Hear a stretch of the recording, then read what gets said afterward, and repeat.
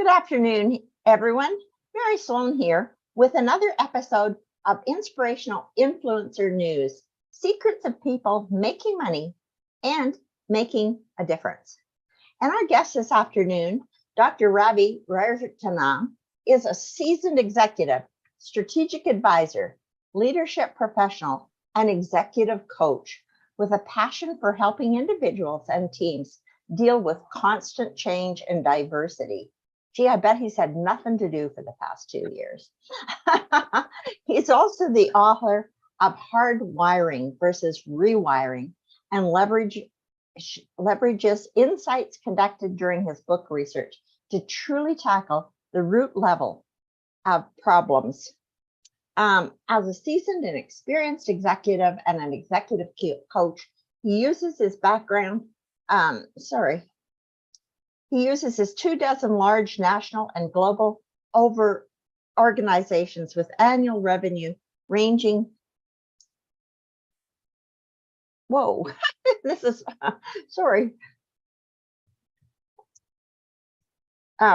ranging from healthcare, aerospace, defense, gaming, retail, restaurants, media and entertainment, heavy machinery, home builders, leaders. Wow, everybody chooses to work with Dr. Rajaratnam because he helps them tap into their zone of genius, develop a champion mindset, build a high-performing and trusting team anchored in trust, enhance their emotional intelligence and leadership skills, increase resilience and self-compassion, intercept their saboteurs and reduce stress, conquer doubt, fear, and insecurity, enhance their communication with their peers, subordinates, superiors, and of course, the board, achieve sustained peak performance and happiness, and much, much more. Wow. So what is it that you most want our listeners to take away from today's session? Thanks, Mary. I'm excited to be here. So one thing that I'm passionate about is helping people become the best versions of themselves and achieve peak performance. And as a strategic advisor and an executive leadership coach, I have helped many leaders struggling with anxiety, burnout, self-doubt, and low performance due to the increasing pressure to keep up with the pace of change.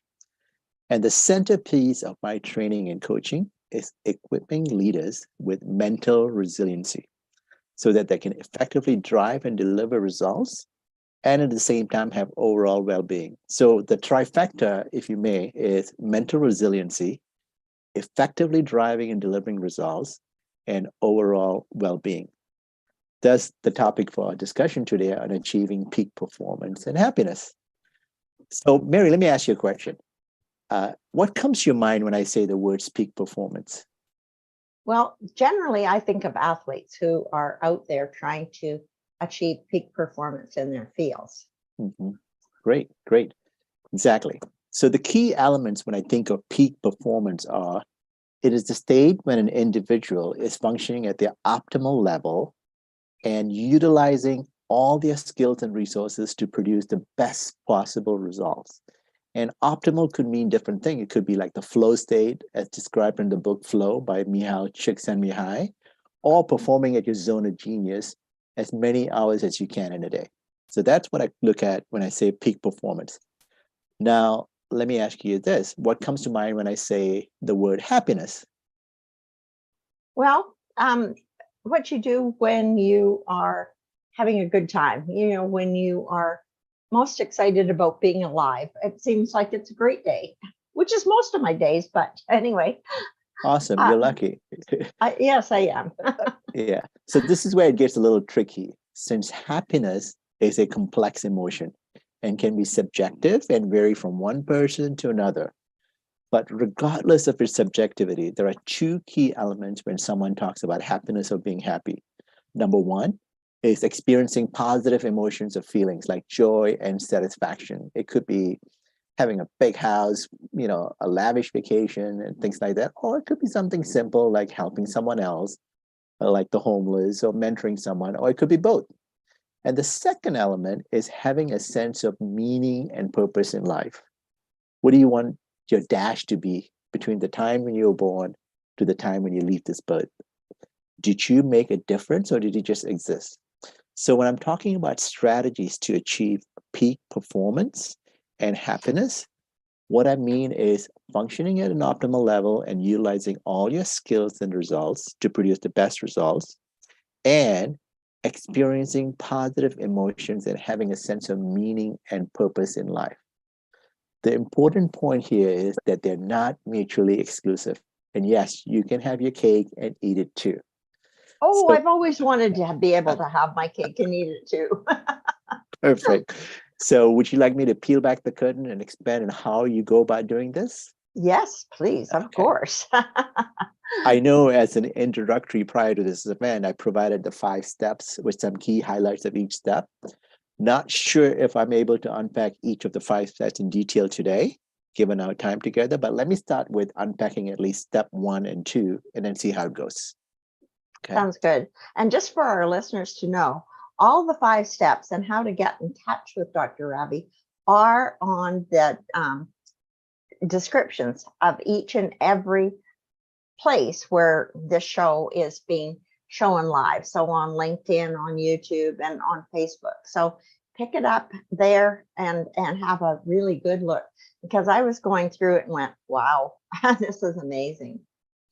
Thank you, Mary. So step 1, understanding what is your potential, understanding what is truly your potential. As simple as this sounds, many people struggle with this and say, I don't know, or I don't know even if I'm performing at my optimal level for whatever reasons. It could be a lack of role model, a mentor, or whatever the reasons may be. So here's the first action item in this step. You need to do an honest and non-judgmental self-discovery. The emphasis here is non-judgmental, don't judge. So, and what do I mean by discovery? It's basically defining your identity. And here's some sample questions you can ask yourself as part of this discovery process. Things like, what are you known for? What are you good at? What do you believe in? What are your core values? Just keep going with this question to fully define your identity. And as you go through this list, discard all the items that are non-desirable, are not serving you well right now, on where you want to be, and focus on building on your strength. Why focus on your strength? Because abundance and peak performance starts with building on your strength and ability. Okay, so once you've done this, the next action item on the first step is to write down what is your true passion and purpose in life. What inspires you and why? Mary, would you agree that many people just go with the motion and are stuck doing a job that they're not happy with, or not finding meaning, purpose, or fulfillment in their life? Well, yes, I think so. And sometimes I think that if they looked a little deeper, they could find it meaningful and purposeful. I mean, it's, again, a very subjective thing, right? And Exactly. so different people see different things as meaningful and purposeful, and we're not all meant to be Gandhi. So, we can find meaning and purpose if we're doing a great job, or our family's growing up and doing well. Amazing what we really can find meaning and purpose in. I agree with you. I agree with you. And it's not difficult, I don't want to minimize the fact that this is not an easy exercise. So what I'm going to give your audience is a simple framework and philosophy that you can leverage to find out what is your true passion and purpose in life. It is based on a Japanese philosophy or way of life called Ikigai, Ikigai. And there are 4 areas that you need to look at, namely, what do you love? What are you great at? What can you get paid for? And what the world needs. Again, what do you love, what you're great at, what you can get paid for, and what the world needs. And let's say you put this in like 4 different circles intersecting each other. And the intersection of these 4 areas where the 4 different circles meet is called Ikigai. This is the sweet spot that brings meaning, purpose, fulfillment to your life, while also contributing to the greater good of others. So what I've just done is unpack step number one in understanding what is your true potential. And just summarize step one, you should know your true identity, what you stand for, what matters to you, what are you good at and love doing, and how does this change or benefit yourself, your family, others, society, etc. This is just step one, with a simple statement challenging you to understand what is your true potential. So, Mary, I think many better people would benefit just by doing this first step alone. Would you agree towards achieving peak performance happiness? Well, and I think it's a really great first step. And I think it's a really great invitation to people because it's probably something that most people haven't even looked at. Or if they had, maybe it was an exercise back in university days, or at some point in time, somebody might have come in and done a workshop or something. But it's almost like it's worth revisiting, because as we age, that probably changes too. I mean, things that you loved in your 20s, you may not love so much in your 50s, and things that you thought were great in your 20s weren't so great, maybe suddenly have more meaning. So I think it's not a one and done kind of thing. Absolutely agree. I absolutely agree. And this is also an important step because this is the foundation. And as you know, the stronger the foundation, the stronger the future is toward a positive outcome. So that's step one in a nutshell. So let me unpack step two. Step two directs you to conduct an assessment of where you are compared to your true potential. Again, a very simple statement. Everybody knows when I go from point A to point B, you need to get assessment of where you are, what your capabilities and skill set and things like that are. So this is a step where you do self-introspection. Why? Because knowing yourself better helps you identify key strengths to leverage and to also accept your flaws and work on them in a non-judgmental way. And there are two parts to these steps. Part one is to conduct a gap analysis exercise on where you're now compared to where you want to be. To do this, I'm going to give you another simple framework to help you identify and bridge your gaps. This framework requires you to take an inventory of all your day-to-day or week-to-week tasks and activities that falls into three different categories. And they are bad work, good work, and great work. You'll know easily as you do this inventory what is bad, good, and great. A great example of bad is how much time do you spend doing nothing or procrastinating or consumed with paralysis analysis, like the inability to make a decision due to overthinking a problem. So once you've done this inventory, the next step is to do an analysis and take a look at what percentage of your current work effort falls in these three categories. For example, if you look at a circle and divide that into three different parts consisting of good, bad, and great, how big is the pie for the great work compared to the good work and the bad work efforts? And then once you have that visual, ask yourself these two questions. What does your current effort or work mix tell you? Is the majority of the work in the great category, or is it the bad category, which is wasteful? The next question you should be asking, which is even more powerful, is what should your ideal mix be to get you to your desired new state? It reveals a lot of things here, how much time you spent on wasteful activities. So once you get a good picture of your current state, here's another simple technique to get your ideal mix if your pie on the amount of great work is far less than the good and bad. It's called start, stop, and continue. Essentially, start means start any and all tasks that get you closer to your ideal mix, leading to peak performance. Stop meaning stopping all the bad work, bad efforts right now. Eliminate it. Free up the time for more good work and great work. And continue essentially means doing the great work that you're doing now and continue tweaking the good work to be great work. So that's essentially part one of step two. Clear so far? Can I ask a question there? Sure. Do you encourage people to find other people that they could delegate or offer an opportunity to do part of the work? Like, if there's some of your job that you absolutely love and you're not getting through everything that you kind of think you should be getting through. And you know that there's other people who would love parts that you are doing that you don't love. Does it make any sense to look at delegating or finding somebody who can take on those pieces? Absolutely, absolutely. There is a framework that I use too in my coaching practice. It's called the Eisenhower Matrix from a great president, Eisenhower, where he looks at what's urgent and what's important. If it's not urgent and important, can it be eliminated, or can it be delegated, or can it be done later on? So you're absolutely right. And delegating is also a powerful, powerful tool for a leader to develop their direct reports. So yes, short answer, yes. Oh, good.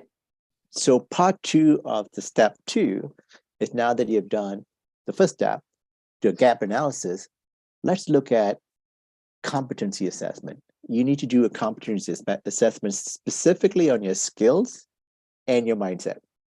So let me look at skills assessment first.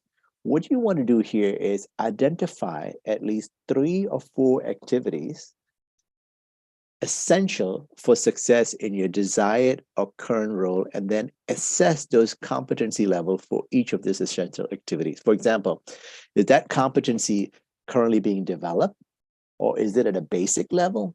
Is it at an intermediate level, or is it at an advanced or expert level? And then once you have that assessment done, you want to create a development plan to work on those competencies that have not reached the advanced or expert level. And then once you've completed the skills assessment, now you move on to assessing your mindset. And I'm sure you've heard of Carol Dweck from Stanford University. She introduced the concept of fixed and growth mindset. And a simple example would be, do you resist change, which is the fixed mindset, or are you open to change, which is essentially the growth mindset?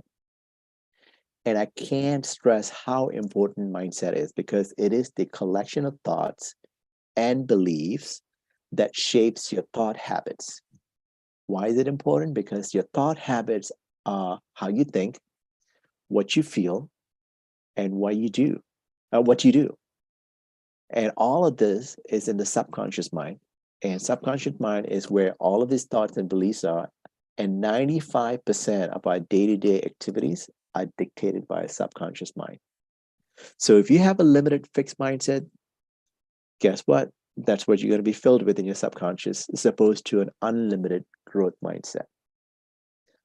So how do you change that? Oh, there's something that you have to sign up. Sign up for my free course, free complimentary coaching courses. But in a nutshell, basically, different exercises that I provide to you to build new neural pathways. That is the neuroscience part of it. So you would know when you get into that. The step 1 is to understand the triggers that get you into the fixed mindset. So once you understand those triggers, then I give you a certain exercise to get you back into going into a growth mindset and open to learning. Okay.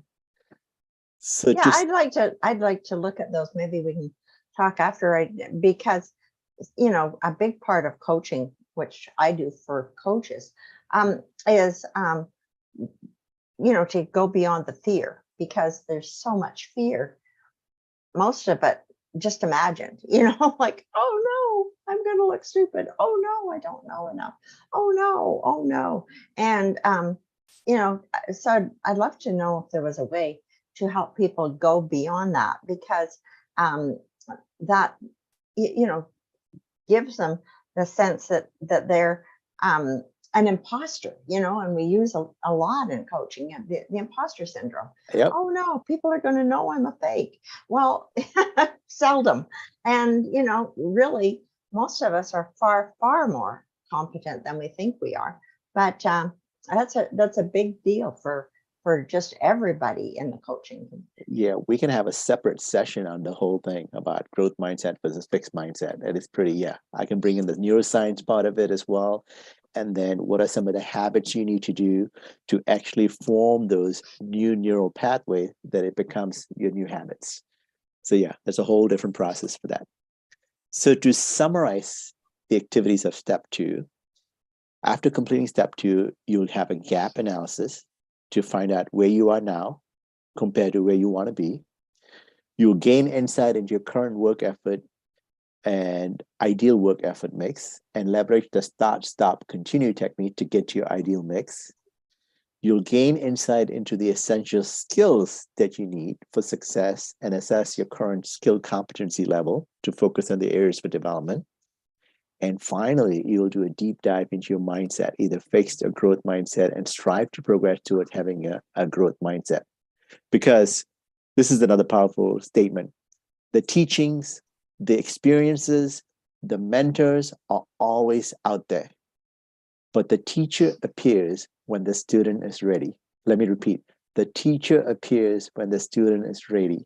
Meaning once you open your mind and open to learning, that's when the teachings and the teachers appear because you're ready to receive the teachings and ready to learn and grow. That makes sense? It makes total sense. Yeah. So that's the foundation. I start with that, and then I give them the techniques, how you move from a fixed mindset to a growth mindset. So how are we doing with time? That's a lot that you are expecting people to do on their own. I mean, I'm totally impressed that you have people who can, we're good on time and we've got time. So not to worry. But, it just seems to me that that's a lot to kind of ask people to do on their own. I mean, people find it hard to do even when they're working with a coach, but that's a, so I gather you would come back in and see how they're doing and ask questions and see where they're stuck or getting stuck. Exactly. So this 5 steps is basically, hey, go ahead and try it on your own, right? And different people get stuck in different steps. And I'll tell you which is the step that out of the 5 steps that 90% of my clients are stuck at, that they need help. And that's when I go through in each one of the steps, starting from the basics, understanding your true potential, like through the assessment, and then going through the steps. So which is happen to be the next step is understanding what's holding you back from reaching your true potential, right? You've already understand what your true potential is. You've done an assessment. Now what's holding you back, right? And the key thing over here is mental fitness, right? That's exactly what it is, mental fitness. And mental fitness is our capacity to respond to life's challenges with a positive, calm, and clear mind efficiently and effectively. And the majority of the population has poor mental fitness, consisting of mental stress, the self-talk that leads to anxiety, frustration, happiness. So that's why I asked them, it's like, okay, you've already done step 1 and step 2. You know your strengths and weaknesses. You've done your mindset assessment. You've done your skills assessment. You know what your true passion and the purpose. What's the missing ingredient? Not mentally strong. It's similar to going to a gym where you go for physical fitness. It's the same thing with mental fitness. So that's a whole different exercise that I work with my client as well. How do you increase your mental fitness? So now that you know what your strengths and weaknesses are on passion and skills and things like that to get to the next step. Okay.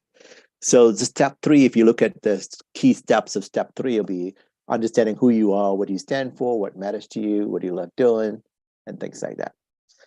So now we go into the next step, which is step 4. Unblocking your limitation and unleashing your skills and talents.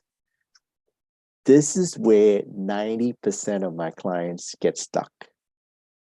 All right. And this is where, as you're aware, I wrote a book called Hardwiring versus Rewiring, Shaping the Mindset, Skill Set, and Behaviors. And during my research, I found out how cognitive wiring works. And before we start the rewiring process, it's important that you understand how you are cognitively wired. And then once you understand that, then that's when we talk about building the new neural pathways and things like that. So it's a combination of, which is a bulk of the work that I do with the majority of my client, is the cognitive science in terms of how you're cognitively wired, the neuroscience part of it, instead of building the new neural pathways, and then the performance science, which essentially is forming the habits so it becomes part of your subconscious. Questions so far? Oh no, it's just clear as mud. Because when I looked at when I started writing my book, when you look at the early childhood development skills, it talked about, besides the motor skills, is the cognitive, language and communication, social and emotional. And ironically enough, each one of those skills are directly linked to our 21st century skills, which are cognitive, interpersonal skills. So that's a direct link. So it's important that you nurture that properly. But if you're not wired properly there, not a problem, because neuroplasticity still happens, but not as great as when you're 0 to 5. So that's the habit that you need to do. And that's when we go into the neuroscience, by intercepting those toxic or unhelpful habits and then building new healthy neural pathways to help you achieve your true potential. And then finally, strengthening the pathways towards achieving peak performance through a clear and calm mind. And then, once you have all that in place, the next step is put together a roadmap with an action item and execute on it. And the execution part of it is important. And one of the biggest thing with the roadmap and an action plan is not a one size fits all, it's customized for each individual. And the importance of having an accountability partner or somebody accountable, whether you say to your spouse, significant other, or mentor, or coach, or whatever, to make sure they're holding you accountable on what needs to be done next. Well, accountability partners, and we use them a lot in coaching as well, but we really recommend not a spouse, because the spouses have a special relationship and they have some preconceived ideas too. And, so it can complicate things, at least in my world, to ask a spouse to do something that they're not really, they didn't sign up for that. It's kind of like that isn't what they signed up for, right? And so that's kind of unfair to them. Yeah. The way I do it is you got to have some ground rules. If you chose your significant other, right, to be your accountability partner, you need to be supportive rather than it's like, oh my God, I can't believe you didn't do it. You're such a loser and things like that, right? It's more so, it's like, hey, I'm putting it out there. Hold me accountable in a nice way, right? It's more like, but rather than being critical, more of discernment. Okay, you didn't get to do it.